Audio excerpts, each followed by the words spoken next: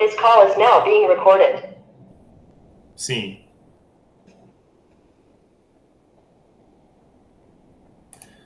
Bom, boa tarde a todos e a todas. Nós estamos hoje aqui reunidos virtualmente para participarmos da defesa do trabalho de conclusão de curso da discente Denise de Farias Costa, que é intitulado A Identidade entre Direito e Estado Fundamentada pela Teoria Pura do Direito de Hans Kelsen, uma análise à luz da perspectiva histórico-filosófica e da crítica de Eric Voegelin. Denise, eu de antemão já lhe concedo a palavra para começar a sua exposição, a sua defesa, e de acordo com o que a gente já tinha combinado, num tempo de até 15 minutos, né? Pode iniciar então, Denise. Tá certo, professor. Estão todos me escutando bem? Sim, Denise. Beleza. Então, boa tarde a todos os presentes. Primeiramente, eu cumprimento o professor Morton Medeiros, meu orientador, a professora Mariana de Siqueira e a professora Juliana Saraiva, que fazem parte, né, da minha banca aqui examinadora. Desde já agradecer novamente pelo convite aceito, né, por vocês. E também desejar boa tarde e cumprimentar os demais presentes. Como o professor Morton já falou, né, o título do meu trabalho, esse título aí é um pouquinho grande, né, mas eu tentei condensar no título tudo que eu trouxe ao longo da minha pesquisa, que o título é A Identidade entre Direito e Estado, fundamentada pela Teoria Pura do Direito de Hans Kelsen, análise à luz da perspectiva histórico-filosófica e da crítica de Eric Voegelin. A minha apresentação vai ser uma apresentação bastante breve, em que eu vou trazer, basicamente, os seguintes pontos, né? A justificativa, a problemática e o objetivo, o meu referencial teórico, a fundamentação teórica e, por fim, as minhas considerações finais. Bem, a minha justificativa, né, de antemão, é o meu interesse pessoal pela filosofia. Então, eu não faria um trabalho de conclusão de curso que não fosse na área de teoria e filosofia do direito, e acabei, né, tendo a curiosidade despertada para a teoria pura do direito de Hans Kelsen. E também o meu trabalho se justifica pela importância e grandeza dessa teoria, né, que até hoje é um marco de imenso valor para a ciência do direito na contemporaneidade. E também se justifica por trazer à lume o diálogo entre dois gênios, que é o Hans Kelsen e o Eric Voegelin, que é o outro protagonista do meu trabalho, um filósofo político alemão, que foi contemporâneo do Hans Kelsen, foi seu aluno na Faculdade de Direito da Universidade de Viena, foi seu orientando de doutorado e também assistente na faculdade. Então, os dois fizeram um diálogo intelectual muito interessante e que vale a pena ser conhecido. Então, eu me esforcei para trazer ele aqui nesse trabalho. A problemática e o objetivo do meu trabalho, ela se direciona, né, a verificar se a identidade entre direito e Estado, fundamentada pela teoria pura do direito, acaba por conceber a redução do direito ao próprio Estado, né? O meu interesse era para falar sobre a teoria pura do direito, sendo que eu tinha um problema de ser uma teoria bastante complexa, rigorosa e extensa. Então, eu precisava delimitar o meu trabalho para fazê-lo com qualidade, né? E para conseguir também produzi-lo. Então, eu acabei lendo o livro do Hans Kelsen, que tem mesmo o nome da teoria, e vi que ele faz uma relação entre direito e Estado. E aí é uma relação de identidade. Então, eu tive como objetivo, né, no trabalho, fazer essa verificação, se essa identidade ela acaba por conceber essa redução do Estado ao próprio direito e vice-versa. Eu fiz questão de colocar o meu referencial teórico aqui logo na frente, né? Esses são os autores que eu trabalho, principalmente Hans Kelsen e Voegelin, que são os protagonistas principais. Não é uma lista extensa, né, de pessoas, de teóricos, mas eu defendo que é uma lista de grande qualidade, né? Então, meu referencial teórico é um referencial de muita qualidade. E eu quero, inclusive, dar destaque, além do Hans Kelsen e do Wögling, a professora Ana Luísa Rodrigues Braga, que foi aluna aqui da Universidade Federal do Rio Grande do Norte, graduou-se em Direito aqui em 2014 e foi estudar em São Paulo, na Universidade de São Paulo, e lá fez o seu mestrado e doutorado, terminou recentemente, em Teoria do Direito e Filosofia do Direito. Ela é especialista em Hans Kelsen e conhece de perto esse diálogo que ele fez com Eric Wögling.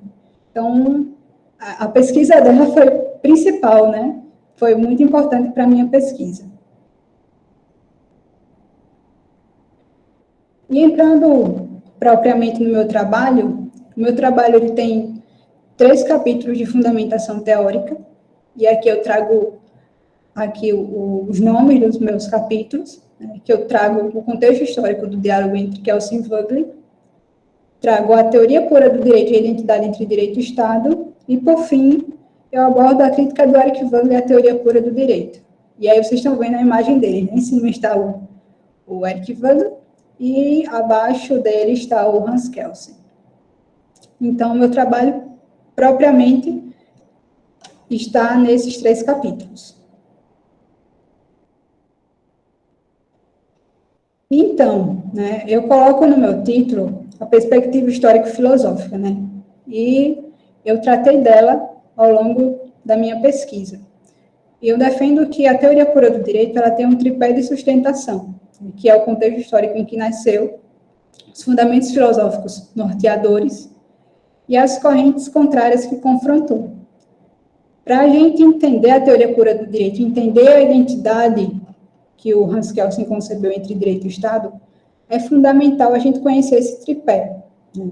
Para a gente compreendê-la melhor, com mais clareza, porque foi muito importante, né? E teve uma influência grande. Por exemplo, o contexto histórico, em que o Hans Kelsen nasceu, e, por consequência, a teoria pura do direito também. Os fundamentos filosóficos norteadores, né? Quais foram as bases filosóficas que o Hans Kelsen se utilizou, que no caso foi o neocantismo oriundo de Kant, e, do outro lado, também o relativismo moral, que vem de uma visão cartesiana do mundo, né? E, por fim, eu coloco as correntes contrárias que confrontou. Hans Kelsen, ele responde com a teoria pura do direito a toda uma corrente jurídica que o antecede, né? E que ele era oposto. Então, é essa a resposta que ele dá a toda a comunidade jurídica de seu tempo. E aí eu entro propriamente nos aspectos principais da teoria pura, né, que é uma teoria extensa, e eu trouxe apenas os principais aspectos, aqueles que eram importantes e imprescindíveis para a minha pesquisa, que eu mostro que a teoria pura do direito define e delimita o direito em termos científicos, mostro também que o objeto da ciência do direito é a norma jurídica, mostro que Kelsen buscava dar autonomia ao conhecimento do direito através da sua teoria, e mostro que ele utiliza para isso um princípio chamado de imputação. E ao longo do meu trabalho eu explico detidamente esses pontos. E dando continuidade, eu entro especificamente na identidade entre direito e Estado, mostro os elementos essenciais do Estado, né, porque Hans Kelsen ele acaba por utilizar esses elementos e determinando-os em termos exclusivamente normativos. Ele acaba também fazendo o Estado como sendo uma pessoa jurídica, né, que age através de órgãos, e órgãos exclusivamente normativos. E, por fim, eu trago a crítica do Eric Wögling, que eu falo que é uma crítica à teoria pura do direito. No entanto, é uma crítica específica, né, a contornos dessa teoria. Então, primeiro, eu trago as bases filosóficas de Wögling, que é ao contrário do Hans Kelsen, né, ele se opõe ao neocantismo. Ele é de uma corrente filosófica mais clássica, de Platão e Aristóteles.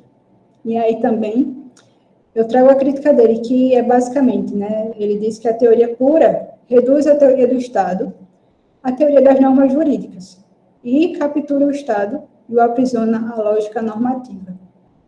Então, a crítica do Weigl, ela se baseia principalmente nesses pontos que eu coloco. E aí, no trabalho, eu falo detidamente sobre eles. E, por fim, eu trago as considerações finais, onde estão a conclusão do meu trabalho, e aquela verificação, né, que eu disse que busquei fazer inicialmente. Eu cheguei à conclusão de que, de fato, a identidade entre direito e Estado, fundamentada pela teoria pura do direito, acaba por conceber a redução do direito do Estado ao próprio direito, e que a captura do Estado pela lógica normativa kelseniana tem por consequência o seu empobrecimento. Por isso que eu coloco a palavra redução, né? Redução é no sentido realmente de apequenamento, de empobrecimento mesmo. E, por fim, eu chego à conclusão de que essa identidade ela desvincula o Estado e o direito de todo e qualquer caráter ontológico. O Hans Kelsen ele rechaça toda a questão de valores morais. Então, tudo que é transcendente, tudo o que ele não pode determinar debaixo de sua teoria. Então, ele procura dar essa autonomia ao direito, mas aí ele acaba esvaziando o Estado e também o próprio direito, causando essa redução e esse empobrecimento. Então, basicamente, o meu trabalho tem essa temática e é isso que eu tenho para mostrar para vocês hoje. Agradeço pela atenção, muito obrigada, e eu passo a palavra agora à banca examinadora, né, aos professores Juliana, Mariana e Morton. Obrigada. Muito bem, Denise, excelente, muito boa exposição, inclusive cumpriu fielmente, né, o tempo estipulado, e agora eu já passo, eu sempre utilizo o critério primeiro o critério de professor externo, né, a instituição, apesar de Juliana ser UFRNista, mas ela ainda está vinculada ao UFPB, né? Então, eu já passo a palavra para a professora Juliana, para que, em cerca de 15 minutos, possa fazer sua abordagem sobre o tema. Professora Juliana. Eu não sei qual parte é mais desafiadora, se é falar só os 15 minutos, se é ser membro avaliador ou se é me intitular o FPB. É um negócio histórico-filosófico nessa minha vida, viu? Eu quero agradecer demais, Denise, sinceramente. Se não fosse você, eu não ia aceitar participar da banca. Sabe por quê? Porque é muito conhecimento para o que eu acho que eu sei. E que eu não me sinto capaz, ou não me sentia capaz de julgar um trabalho como esse. Não necessariamente porque uma pessoa é melhor do que a outra, mas é pela natureza do conhecimento. E você, como minha colega de classe, como minha amiga de fora, e como pesquisadora com outras formações, conhece mais do que nunca a minha inquietação matemática sobre essa história de histórico-filosófico. Eu acho que você disse assim, eu vou matar ela na unha agora. Vou chamar ela ainda para ler o meu trabalho todinho. Então, assim, eu quero agradecer demais. Aprendi horrores. E eu levei mais tempo estudando do que lendo o próprio texto. O texto está claro, apesar de ser extremamente complexo o tema. É muito teórico o tema, então é uma novidade enorme. Eu fiquei, como é que eu vou avaliar essa coisa assim, que pelas caridades, deixa eu ver isso como ciência. Talvez a minha maior dificuldade tenha sido olhar o trabalho como uma contribuição científica.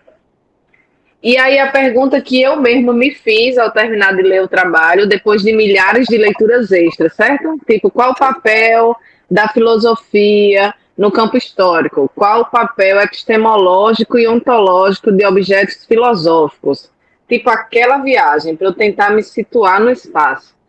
E a minha própria pergunta foi assim, no final, que eu entendi essas contraposições dialéticas entre esses dois autores e os contextos em que essas posições foram colocadas, o que engrandece a ciência do direito como ciência? Eu tenho um feeling, certo? Muito louco, filosófico sobre isso, mas eu queria escutar de você antes de qualquer coisa. No final das contas, assim, um trabalho complexo, complexo de fazer, complexo de relatar e complexo de se fazer entender. Porque uma coisa é você, enquanto pesquisadora, ter total domínio do que você leu e das conexões histórico-filosóficas que você fez. Outra é fazer um terceiro ler como eu, que sou cética com relação a isso, e fazer entender que eu entendi, que tem uma contribuição científica. Mas aí, o que é que você acha que, assim, com o meu trabalho, a ciência do direito acrescenta em... Já posso responder? Por mim, é muito mais bate-papo do que formalidades de banca. Pronto, Eu acho que acrescenta para todos nós que estamos aqui participando. Banca é aprimorar o trabalho que já foi bem feito para refinar e outras pessoas virem isso em publicações. Pois Mais então, do que ministro, formalismo. pode ficar à vontade para responder. Tá certo. Então, Juliana, realmente eu reconheço que é realmente bastante complexo, né? O trabalho, mas que eu fiquei nessa curiosidade, né, de conhecer a teoria, porque a gente ouve muito falar do Hans Kelsen, muito falar da teoria pura do direito. Todo mundo já ouviu esse nome, né? Mas são poucos aqueles que se debruçam sobre ela e que entendem alguma coisa, né? Então, fazer esse trabalho foi realmente conhecê-la e tentar compreender, né?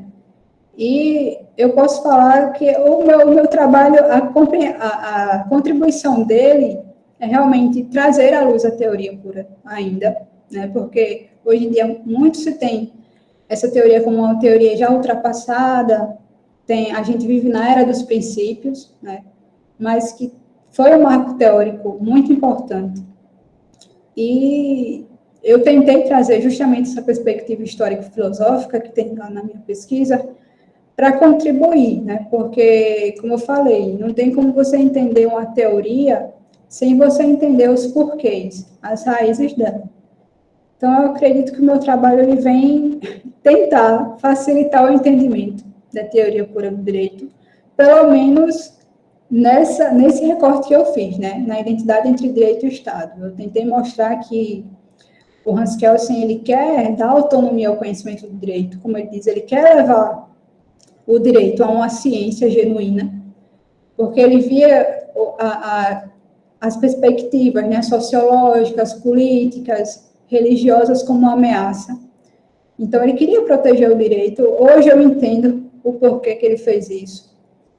Não concordo com tudo, né, mas compreendo. E também eu quis trazer a crítica do Wögling para colaborar também com o entendimento e para trazê-lo para ser conhecido, né, conhecido aqui na academia. Então, acho que o meu trabalho, ele tenta, assim, eu sei que é muito difícil, né, mas ele tenta facilitar o entendimento da teoria pura do direito, pelo menos no concernente a essa identidade entre direito e Estado, né. Sabe, eu tentei explicar o porquê que ele fez isso, né, fez essa análise na perspectiva histórico-filosófica, e é basicamente isso que eu consigo agora falar para você. Deixa eu dar uma sugestão. Há algumas coisas que eu anotei, eu vou mandar um documento no Word com alguns pontos assim, que é mais sentar com o orientador, ver se faz sentido, ver se casa com o escopo do trabalho especificamente, e é muito mais como uma leitora que é nova nisso, que achou interessantíssimo e que vê tudo como ciência. Eu me considero uma pesquisadora nata. Tudo eu pergunto por quê, Vou saber do processo, quero repetir para tentar sistematizar. Essa é a minha natureza como pessoa mesmo. E aí, quando você traz assim, a sua primeira mensagem é: eu sou filosófica, eu não podia terminar um curso de direito sem tratar de questões filosóficas como essa. Talvez você diminua o seu trabalho quando você traz essa fala principal, como se esse fosse o recorte principal. A sua contribuição é além do seu querer. Eu vejo o seu trabalho além da sua própria satisfação, enquanto filósofa ou filosófica de estudar. A própria ciência da filosofia, algumas vezes, é conhecer o próprio conhecimento.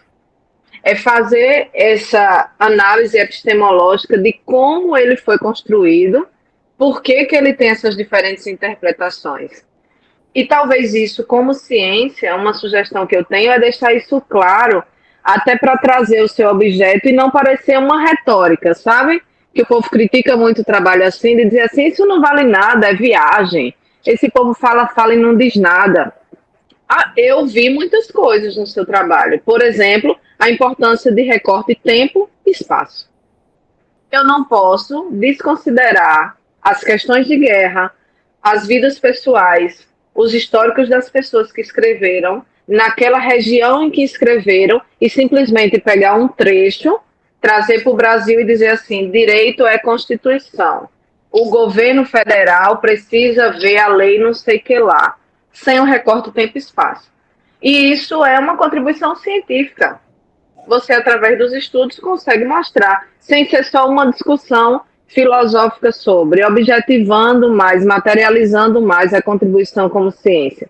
Talvez trazer no seu último capítulo de discussão a importância de, não só nessa teoria, mas qualquer uma que a gente estuda, em filosofia, direito, antropologia, a importância do recorte tempo e espaço, para entender o conhecimento, o fazer daquele conhecimento, o processo daquele conhecimento. E aí, por exemplo, no campo da filosofia tem entender os valores morais. Hoje eles são pertinentes à época. Os lugares têm os mesmos valores. A linguagem que era falada, quando isso foi construído, é a mesma coisa. Filósofo acadêmico tem o mesmo perfil e descreve os mesmos fenômenos do que um filósofo do meu de rua de cachaça?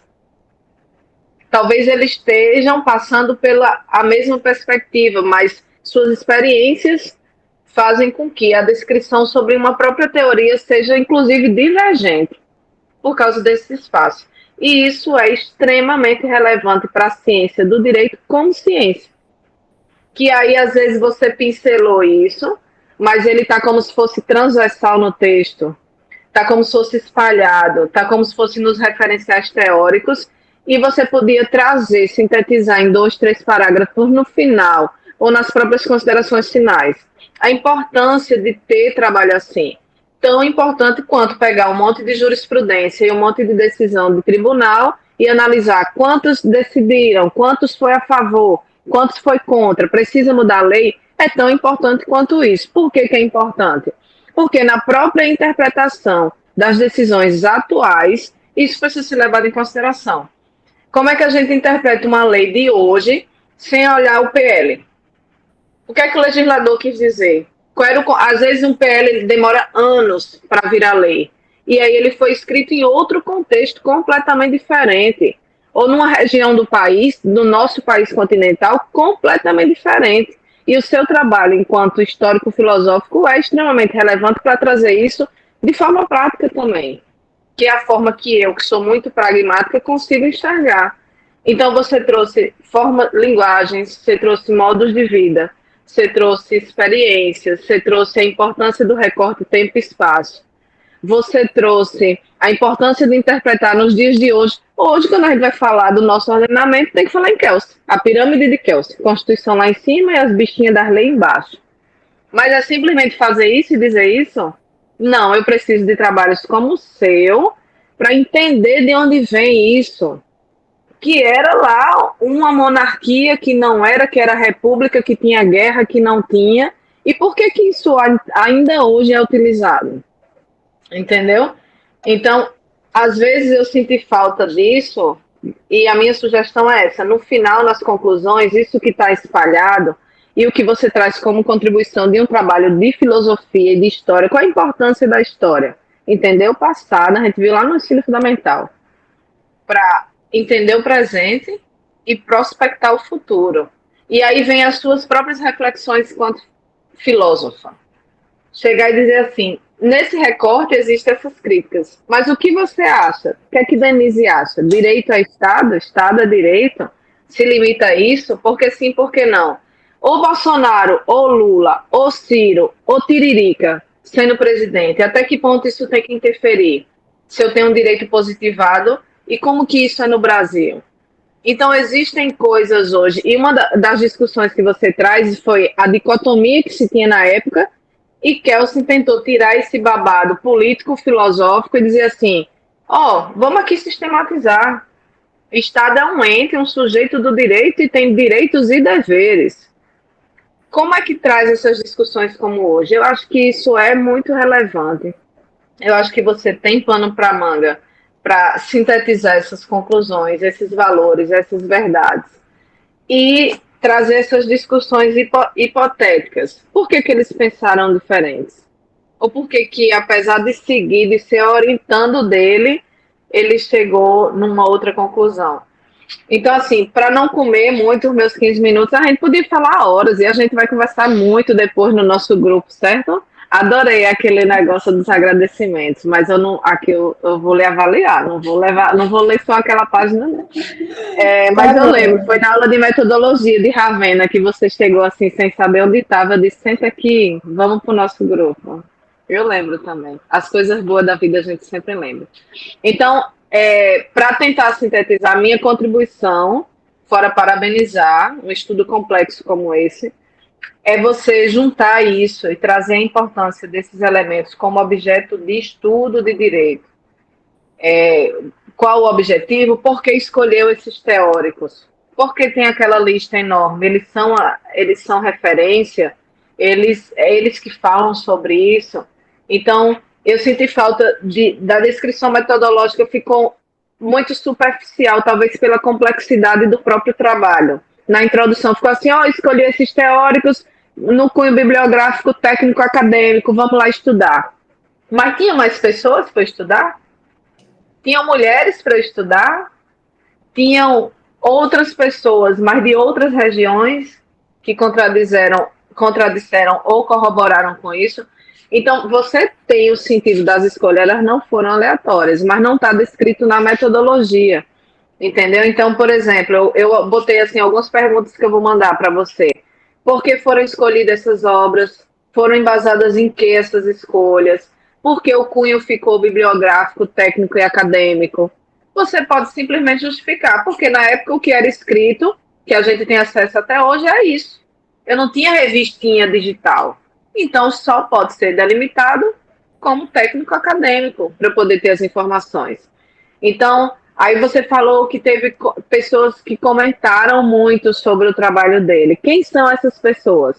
São alunos, outros pesquisadores, são críticos às obras, eram pessoas de Estado que não queriam essa teoria. Esses detalhes das escolhas de decisão do projeto de pesquisa, eu senti falta para poder amarrar com um objetivo, que o seu objetivo não é, talvez do seu coração seja, eu tenho essa filosofia na minha vida, eu adoro fazer isso, mas você, enquanto pesquisadora, não é esse o seu objetivo. Seu objetivo é trazer uma contribuição para a ciência do direito, que são discussões como essa. Recorte de tempo, recorte de espaço, imposição filosófica, releitura sobre o conhecimento. Então, a gente pode ver a teoria de Kelsen hoje do mesmo jeito, no nosso país, ou lá mesmo. Os autores de lá, do mesmo espaço, ele pode simplesmente copiar e colar, já que eles estão no mesmo espaço geográfico, só mudou o tempo. Então, eu acho que isso eu senti falta na metodologia. Você tem essa informação, o trabalho é muito bom, eu aprendi demais e fico lisonjeada pelo convite. Não sei nem se eu vou dar, se eu estou dando conta de fazer alguma coisa, mas a minha mínima contribuição é essa, de forma bem pragmática, certo? Agradeço e fico à disposição e mando o documento com os meus comentários menores. Mas muito bom. Obrigado, professora Juliana. Denise, quer comentar, quer adicionar alguma coisa, algum comentário a essa última fala? Não, eu só quero agradecer a Juliana por ter aceitado o meu convite. Eu sabia que seria um desafio também para você, Ju, mas eu sabia que você tinha muito a contribuir para o meu trabalho, né? Pela pesquisadora que você é, e que eu confesso, né, que eu não me dediquei tanto à pesquisa durante a graduação. Então, esse é realmente o meu trabalho que eu fiz, assim, mais relevante, né? E que justamente eu pensei em escrever e ter essa oportunidade de receber essas críticas, né? Receber uma análise realmente profunda. Então, eu agradeço demais e eu quero o que você anotou. E a gente vai conversar. Obrigada. Professora Juliana, está satisfeita com a fala de Denise? Ok. Agora já passo a palavra, então, para a professora Mariana, fazer sua análise e suas considerações acerca do trabalho. Oi, minha gente, boa tarde. Estava aqui ouvindo a tudo muito atenta, com a internet, vez por outra, travando. E eu espero que não aconteça isso aqui durante a arguição, para que vocês possam escutar direitinho a conversa que eu queria ter com Denise. Denise, muito obrigada pelo convite para fazer parte da sua banca. Acho muito simbólico que eu esteja dividindo esse espaço com Juliana e com Morton, né? Tenho com o Morton uma relação pessoal, que vocês conhecem, para além de sermos colegas de trabalho. E Juliana, eu acho muito massa o fato de nós termos nos conhecido na graduação e depois termos dado continuidade a isso, para além do vínculo formal professora-aluna. Então, é um momento bonitinho, assim, para mim. Eu acho massa depois ver os ex-alunos e ex-alunas voltando, sabe, para o espaço profissional, interagindo com a gente. Então, vou começar a arguição. Primeiro, queria lhe parabenizar pela escrita. Eu acho que sua escrita é agradável, é leve, a despeito do tema ter um peso com ele, né? Tudo que é filosófico não é uma leitura autoevidente e que você captura na totalidade num primeiro momento de leitura, né? Tipo assim, você pode ler o mesmo autor de filosofia diversas vezes ao longo da sua vida e a cada leitura você vai capturar um conhecimento que talvez você não tenha percebido no primeiro momento. Então, achei bacana o modo como você conseguiu, abre aspas, traduzir, né? Esses dois autores, e eu sempre penso no aluno da graduação lendo. Então, fiquei pensando que eu acho que o aluno da graduação entenderia um pouquinho mais sobre Kelsen Wegelin lendo o seu trabalho. Parabenizar também pela exposição verbal que você fez dentro do tempo, bem clean, foi muito bacana, deu uma visão panorâmica do seu texto. Quando eu faço arguição, normalmente eu divido a minha fala em 3 momentos, né? Os elogios, tal qual eu fiz agora, parabenizando pela exposição, pela forma como você escreveu. Achei muito interessante também que você tenha escolhido Kelsen como objeto de estudo, porque rola uma mística, né, ao redor dele. O aluno ouve falar de Kelsen desde o primeiro período até o fim do curso, e às vezes ele vai passar os 5 anos sem nunca ter lido Kelsen. Né? Assim, ele ouve falar, lê uma página, mas às vezes não lê na totalidade, então achei bacana que você tenha se dedicado a ele. E aí, além de fazer os elogios, eu comento coisas de ordem formal e de conteúdo, certo? Mas eu já antecipo e digo que o que você entregou corresponde a uma monografia de graduação, então pode respirar aliviada aí, que são observações muito pensando no aperfeiçoamento do texto e em quem vai ler, sabe? Eu fico pensando muito nesse aluno da graduação que vai pegar esse texto para ler. No resumo, você fala de Kelsen como o maior jurista. Eu não sei se eu deixaria essa expressão dessa forma, porque ela implica numa valoração subjetiva, né? Sei lá, tem esse ranking mesmo, tem um troféu, né? Por que dizer isso sobre ele? Então, quando a gente valora subjetivamente um autor num trabalho acadêmico, o ideal é ir lá depois e tirar essa valoração subjetiva. A gente faz isso mesmo, né? Principalmente no direito, o exímio fulano, o notável Beltrano. Então, eu tiraria isso do resumo. Eu senti falta da pergunta-problema, a despeito de, fazendo a leitura do seu resumo e da sua introdução, eu ter entendido que você ia falar dos dois autores, de que modo eles tinham uma relação de oposição teórica, mas eu também fiquei pensando o seguinte, em que medida era só falar dos dois autores e descrever essa oposição, em que medida você queria ver, enquanto teórica, se Estado e Direito têm uma identidade realmente. né? Porque não foi só a descrição da dialética, Kelsen, Wegelin, não foi, né? Porque você também disse que você concorda com o outro, e não com Kelsen, pelo menos foi o que eu entendi da sua leitura. Na introdução, eu colocaria o estado da arte. Que danado é o estado da arte. É como esse tema se encontra hoje no mundo da pesquisa. Tipo assim, se você for lá no banco de teses e dissertações da CAPES, que é um portal acadêmico, né, oficial, e colocar o seu tema lá, será que aparece muito trabalho? Ele já é um tema super pesquisado ou ele é raro e tem um ineditismo? Então, falar do estado da arte na introdução é importante, porque você vai preparando o seu leitor para que ele saiba onde você foi pisar, vamos dizer assim, no mundo acadêmico. Se o tema é raro, o leitor já lê com o olhar de quem sabe que você teve dificuldade de acessar certos materiais bibliográficos, etc, etc, etc. É importante isso, sabe?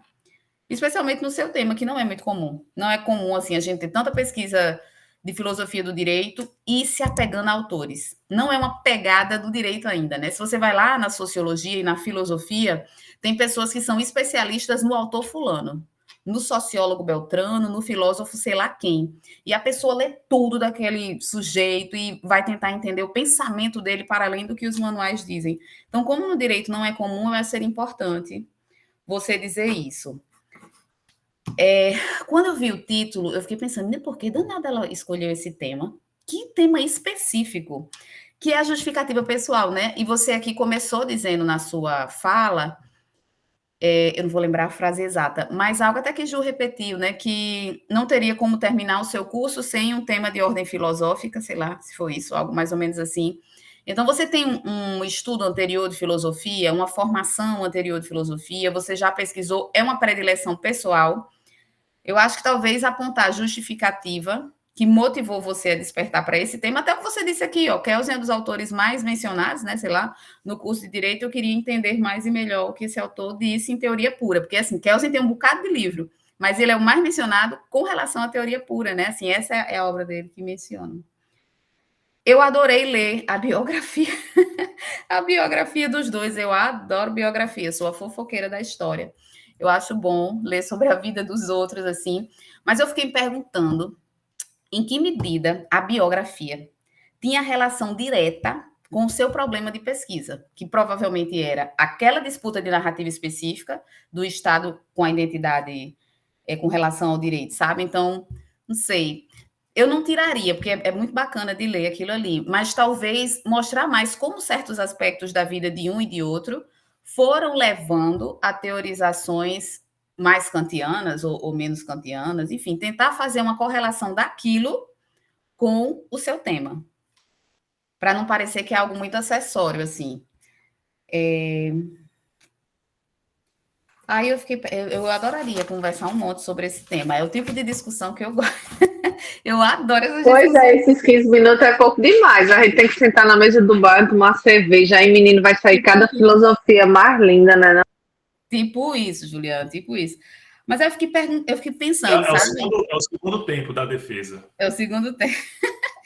Eu fiquei pensando, Denise, eu acho que enriqueceria o seu texto se você fosse só mencionar a disputa de narrativa entre Kelsen e Wegelin, eu não faria essas observações.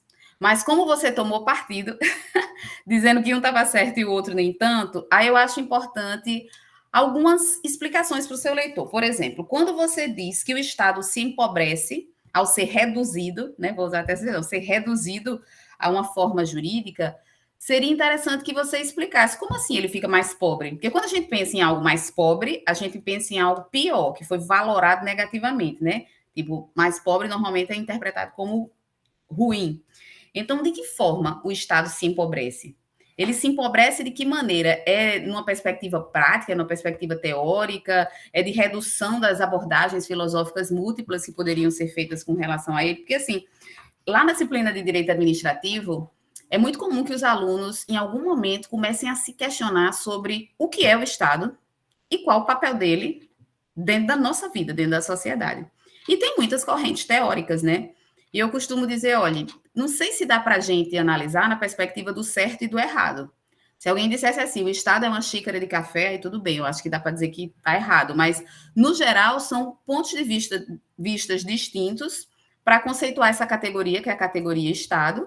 E no fenômeno jurídico, a gente não fica trabalhando de modo tão detalhado com as categorias da filosofia, da teoria política, a gente vai trabalhar com o conceito jurídico. Mas não significa dizer que o conceito da teoria política está errado, ou que da filosofia está errado, são só olhares distintos. Então, eu acho que seria importante dizer de que forma o Estado se empobrece, uma vez que ele é reduzido ao direito, dar um exemplo de como o Estado existiria fora do direito, e como o direito existiria fora do Estado, um exemplo da vida real.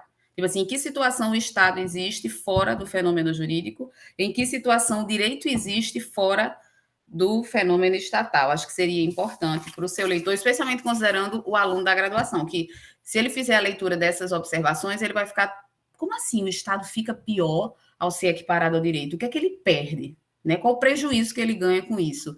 E de que forma poderia haver Estado sem essa equiparação ao direito? Porque você começa a tentar se esforçar para pensar e você fica, peraí, estou com dificuldade. Porque na contemporaneidade a vinculação é tão grande, né? Numa perspectiva interna e internacional, que é difícil você conseguir cogitar exemplos, tanto do Estado desassociado do fenômeno jurídico, como o oposto, do direito sem Estado. Né? Um dia desse até a gente estava aqui conversando em casa, eu e Morton, o que é direito e se existe direito fora do Estado, por conta de uma pergunta que alguém fez lá na disciplina dele. A gente ficou aqui um tempão divagando sobre isso. As conversas da gente. Pobres as crianças, né, que ficam ouvindo. E eu fiquei me perguntando também o seguinte, lá na conclusão. Eu podia até abrir aqui, porque eu não vou me lembrar. Sei lá. Pronto, você bota assim. O tratamento do Estado e do direito, como sendo a mesma realidade, só cabe no âmbito jurídico, ao jurista, ao teórico do direito que lida com a ciência do direito. E a sua crítica é justamente a essa vinculação do Estado com o direito, em Kelsen, na teoria pura. Só que aí eu fico me perguntando, pois o objetivo de Kelsen, na teoria pura, não era estudar direito a partir desse recorte? Então, o que é que eu estou tentando dizer com essa provocação? Será que na teoria pura caberia a Kelsen falar do Estado no mundo do ser, fora do DVC? Porque quando ele começa, faz de conta que Kelsen está apresentando teoria como se fosse uma monografia. Quando ele começa lá a dizer o que é que ele quer com aquele livro, o objetivo dele, o problema de pesquisa, ele vai dizer que é justamente a perspectiva científica do direito, né, de tentar fazer esse recorte, que ele tem um objeto próprio, um método próprio, é justamente na perspectiva do DVC mais do que do C. Então, eu fiquei me perguntando, será que era para ele ter feito ali isso? Era para ele ter falado disso ali? Né? Enfim, eram essas as considerações. Eu adoraria conversar, porque essa conversa sobre Estado e direito, direito e Estado, é muito interessante, realmente, especialmente na conjuntura atual, assim, porque o Estado já passou por muitas conformações e desde que houve o reconhecimento do modelo de Estado de Direito, ainda que ele tenha, né, se modificado nos últimos anos, mas uma vez que se reconheceu o Estado de Direito, o Estado conformado e limitado pela legalidade, a gente não soltou isso. A gente revisitou, ampliou de legalidade para colocar princípio, Tratado Internacional de Direito Humano, mas a gente depois não disse assim, não, a lei não importa mais não para o Estado. Vamos revisitar esse modelo e escolher um outro referencial, né? Então, é muito interessante, assim, a discussão na perspectiva histórica e filosófica mesmo. Adorei, lhe parabenizo pela escolha do tema. Acho, sim, super importante colocar aqueles exemplos pensando no aluno da graduação. Eu mesmo gostaria, de vez por outra, indicar esse trabalho. Quando alguém quiser saber mais de Kelsen, até porque tem a história da vida dele, quando ele teve que sair, né, fugido e ir para os Estados Unidos por conta do nazismo, assim. Muita gente quer dizer que Kelsen é um jurista do nazismo, e ele era judeu e passou por um processo de perseguição, né? Enfim. É isso, eu não sei nem se deu meus 15 minutos, mas eu vou parar de falar por aqui e lhe parabenizar pelo trabalho que você fez. É muito massa quando a gente vê um trabalho bem feito, assim, no fim do curso. Eu fico super feliz. E é isso, parabéns para você e para o seu orientador. Obrigado, professora Mariana. Denise, agora você pode fazer considerações, responder também às provocações da professora Mariana. Pode ficar à vontade.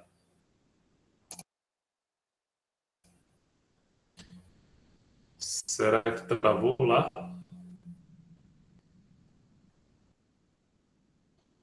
Aqui, Ou talvez ela caiu. Como se ela Tá tivesse como caído. muda. Deixa eu mandar uma mensagem aqui para ela.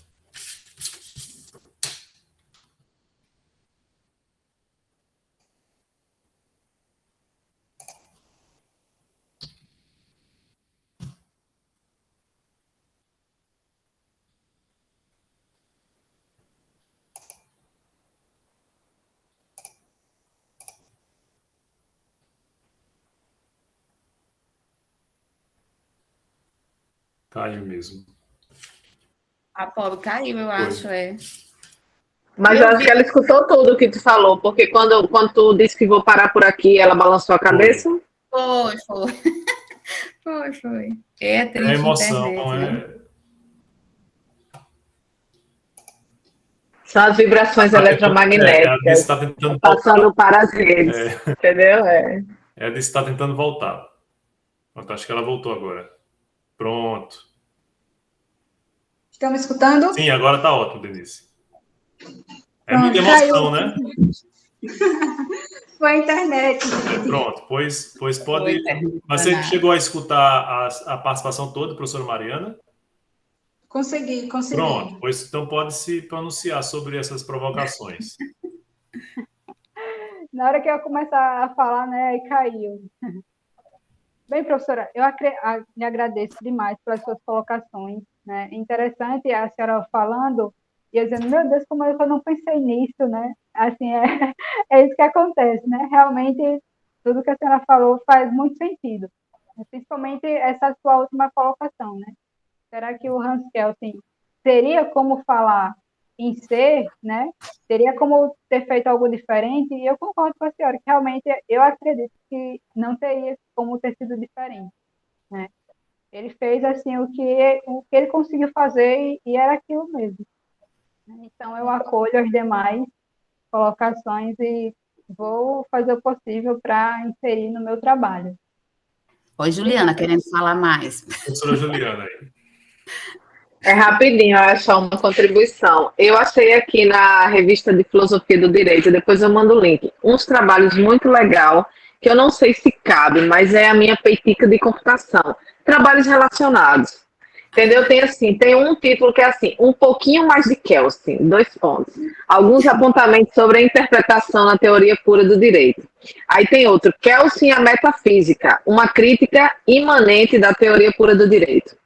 Então, não usar necessariamente como referencial teórico, porque você tem os próprios autores com a discussão filosófica que você fez. Mas dizer, outros trabalhos fizeram coisas parecidas, analisaram também, mas sobre outra perspectiva. A minha contribuição para a ciência do direito não é criticar especificamente a ABC, mas trazer esses contrapontos de tempo, espaço, história do momento, que dá a interpretação do que a gente tem hoje em vários livros, em várias produções de Kelsen. Acho que fica massa pensando na publicação. Eu sempre penso que uma banca de TCC, qualquer que seja o curso, é o pontapé inicial para ter o artigo para sair da universidade. A gente precisa botar para fora da universidade. Não é para TCC virar prateleira de biblioteca de universidade. É para ir para revista, é para ir para fórum, é para ir para sei lá o que, qualquer nível, workshop, congresso, para que os outros vejam o que é que a gente faz. E corrobore, e melhore, e desdiga, e alimente. Então, pensando no artigo, eu vou mandar o link para tu dessa revista, eu botei assim, teoria pura e entre aspas Kelsen. Milhares, um monte de trabalho legal, que pode engrandecer e dar aquela carinha de artigo científico para você submeter. E trazer essa importância como direito como ciência como objeto ciência mesmo, sabe? Que foi um negócio assim que eu quase morri em introdução ao estudo do direito, certo? O que é direito? É ciência, é objeto, é estudo, não é regra, não é lei. Aí até hoje eu me agonio, mas você vai me ajudar a desagoniar. O famoso samba do crioulo doido, né, professor? Ele vai ter um momento, eu vou nos meus comentários, eu vou fazer uma homenagem ao samba do crioulo doido. Denise, quer comentar mais alguma coisa sobre as contribuições da professora Mariana, da professora Juliana? Não, professor, estou satisfeita. Perfeito. Bom, agora o momento de eu fazer aqui o meu relato final, né? Não é uma arguição, porque o que tinha que ser arguído e ressaltado dentro das minhas limitações também já foi feito durante a orientação. Antes de tudo, eu queria agradecer às professoras Juliana e Mariana, né, pela disponibilidade de participar desse momento. É um momento muito importante, não apenas para o discente que está concluindo o curso de graduação de Direito, mas para a universidade, né?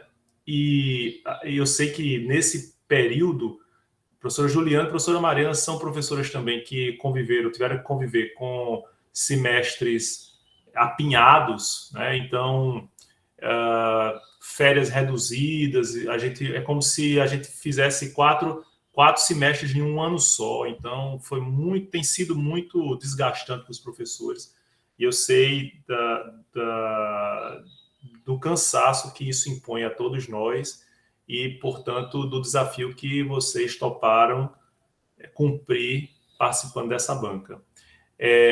Denise foi minha aluna, foi minha monitora, né, de introdução, e teve que escutar novamente toda essa catalina de assuntos relacionados à teoria geral do direito, e aí talvez tenha reforçado o gosto que ela já tinha pela filosofia do direito, né? O que há de fantástico na filosofia do direito, eu sempre digo, e na teoria geral do direito, é que você faz um trabalho que não tem idade. Se você for falar sobre a NPP hoje, é o que se fala, o que se comenta muito hoje. Mas talvez daqui a 10 anos tenha perdido a importância. Você falar sobre Kelsen sempre vai ter importância, mesmo que seja para criticá-lo, mesmo que seja para fazer um cotejo. A professora Juliana disse, qual a importância científica, né? Existem alguns méritos, por exemplo, de fazer a lembrança de autores que tiveram obras significativas e que a gente não lembra. Por exemplo, o professor Tércio Sampaio Ferraz Júnior praticamente trouxe a ideia da tópica e jurisprudência de Fievel para o Brasil, não é?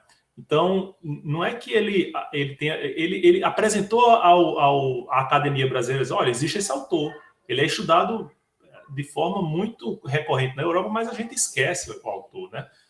Wegelin, eu escutei pela primeira vez, escutando uns áudios de Olavo de Carvalho, né? Sim, eu já escutei os áudios de Olavo de Carvalho, porque é importante que a gente tenha a visão macro, né, de tudo, até para saber como é que pensam pessoas que não pensam como a gente, né? Mas depois eu fui ver no doutorado, num texto do meu orientador, dentro da teoria crítica da cidadania. E Wegelin... Eu só gosto de esconde. Então, tá certo. Isso é Luiz. Luiz, um beijo. Ele não escuta não, porque eu tô... Tá vendo o dedo durar aqui. Enfim. Então, eu acho que só isso já traz algum sentido ao seu trabalho, né? De fazer, olha, um pupilo de Kelsen se contrapôs à sua teoria. Aconteceu com Carlos Cossio, aqui argentino, que a gente diz, não, isso é bem coisa de argentino, né? Ele se abebeira do... E aí, não, quero criar uma teoria própria só para mim, né? Só a teoria egológica do direito. Mas é importante que a gente faça... Por exemplo, Cossio, quem é que fala de Cossio, né? Na Academia Brasileira? Muito pouca gente. E é argentino, é nosso vizinho de continente. Então, eu acho que isso é importante. E uma reflexão importantíssima do seu trabalho é a própria identidade do direito com o Estado, como o Kelsen visualizava em princípio, né? Então, para ele não era que o Estado era construído, aí depois o Estado ele produzia o direito de acordo com da forma como ele tinha sido construído. Não, Kelsen é o seguinte: a gente tem o direito revolucionário, aquele marco, né, a primeira Constituição histórica que vai definir o direito a partir daquele momento. E aí eu tenho a construção do Estado a partir do direito. É o direito que constrói o Estado, não o contrário. Não é o Estado que constrói o direito. É uma posição muito de vanguarda, né? Muito diferente do que os autores iluministas diziam de forma muito recorrente. E se a gente observar hoje, se a gente lembrar que tem um governante que diz, eu sou a Constituição, né? Tá ok? E se ele diz isso, é porque ele está encarnando um modelo que, de fato, não é o respeito ao direito que se está observando, mas o respeito ao Estado que é personalizado na figura do seu governante. Então, eu acho que essa crítica e essa reflexão de Kelsen ainda é muito atual, porque talvez, é claro que o Estado, Voegelin entendia, o Estado não é só o direito, né? Ele fica pequeno, mas até que ponto abrir o Estado de maneira a desconsiderar muitas vezes o direito, como a gente tem desconsiderado a nossa Constituição mesmo, né? Isso é positivo. Não estou fazendo defesa de Kelsen, mas eu acho que isso talvez ilustre como o seu trabalho faz, porque é que ainda existe espaço da gente falar em Kelsen no curso de Direito hoje, no curso de Direito do Brasil, em pleno século XXI. E achei muito interessante as colocações das professoras Juliana e Mariana, né? E isso mostra, Denise, como é cuidadoso, como deve ser cuidadoso o trabalho de escolher integrantes da banca, porque aqui você está diante de duas pessoas que efetivamente refletiram o seu trabalho, leram o seu trabalho, né? E isso eu acho que é a maior honraria que a gente pode receber como pesquisador. Eu acho que não tem mais nenhuma consideração. Se você quiser fazer suas palavras finais antes da gente selar seu destino, pode ficar à vontade. Não, eu só quero terminar agradecendo, né, novamente a professora Mariana e Juliana e ao senhor, professor Morton, né, por ter me acolhido com essa ideia de jirico de fazer o trabalho sobre Hans Kelsen, mas que foi, assim, super atencioso, que leu meu trabalho, que me ajudou bastante a delimitar o tema, né, no início foi bem difícil, mas o senhor contribuiu demais. Então, hoje, o meu trabalho está aqui muito por causa do senhor. Então, muito obrigada ao senhor e à professora, mais uma vez, a professora Mariana e a professora Juliana, que realmente, né, tiveram zelo e analisaram muito bem o meu trabalho. É isso. Perfeito. Sabe uma coisa que ia ser massa para artigo? Fazer um comparativo da adoção, sim ou não, em quais contextos atuais e no Brasil, da teoria de Kelsen. Pegar, por exemplo, recortes de publicações de fake news e não sei o quê, e fazer assim, hoje, será que faz sentido? Porque sim, por que não? Comparar os contextos históricos em que existia a dicotomia de lado A e lado B, existia as fake news, que não era fakes, mas era as discussões entre eles, do jeito que podia se disseminar. Será que, em que ponto a gente pode adotar do mesmo jeito? Em que ponto hoje a gente não diz assim, Estado é direito, silêncio qualquer que seja o governante, respeito à Constituição e vamos ao pé da letra, para de viajar na maionese. Então, isso é um pano para manga, para ser referenciado, o trabalho de vocês, e um bocado de outro trabalho. E trazer logo na introdução. Às vezes eu acho que o que eu senti na introdução é como se fosse assim, olha, eu sou Denise, assim, então eu gosto de filosofia, aí eu fiz esse trabalho. Nada disso. Você está trazendo o conhecimento sobre o conhecimento. E traga isso na introdução. E isso é ciência. Eu hoje entendo como ciência. Perfeito. Agora, professoras Juliana e Mariana, eu vou colocar aqui um link da nossa sala secreta, certo? E aí vou convidar vocês para irem lá. Aí a gente vai ter o cuidado aqui de desligar o vídeo e o som, e aí a gente entra nessa outra sala para decidir o destino de Denise.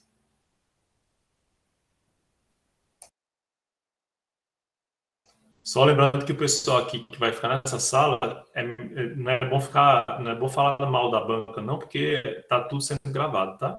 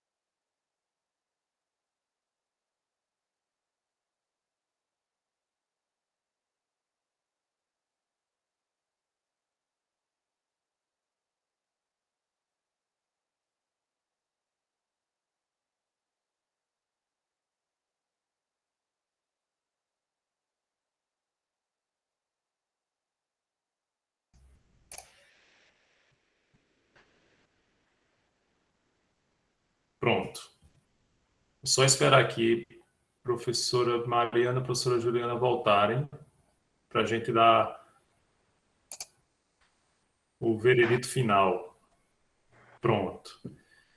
Bom, depois de muito analisar, né, e ponderar sobre a avaliação que a gente faz do seu trabalho, Denise, a banca reunida e a unanimidade considerou o seu trabalho aprovado e, portanto, ele já cumpre esse requisito parcial para a sua graduação e resolveu também atribuir a nota 10 a seu trabalho. Portanto, ele estará concorrendo ao prêmio de melhor monografia desse semestre do curso de Direito no CCSA.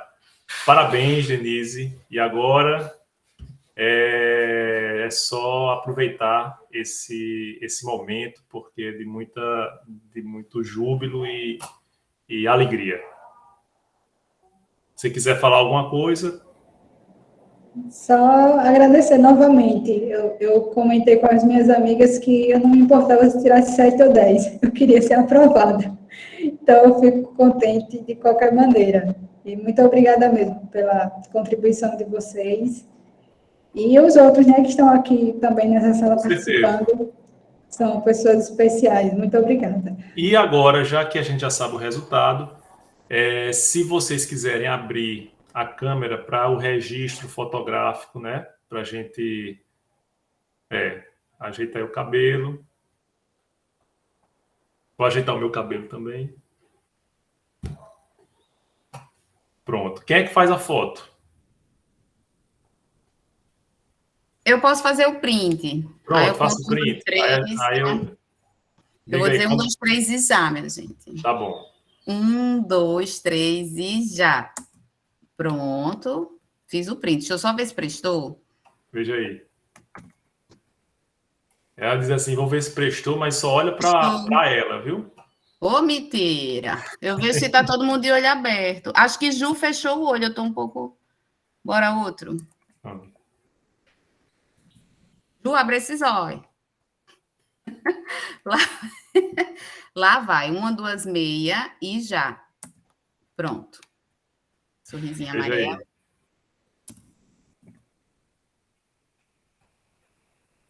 Olho aberto, pronto. Deu todo mundo?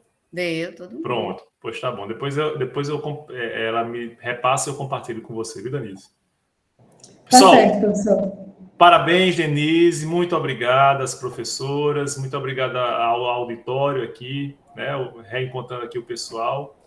E agora aproveitem esse período final antes da formatura, né? Isso. Boa tarde a todos. Boa tarde, bom final de semana. Tchau.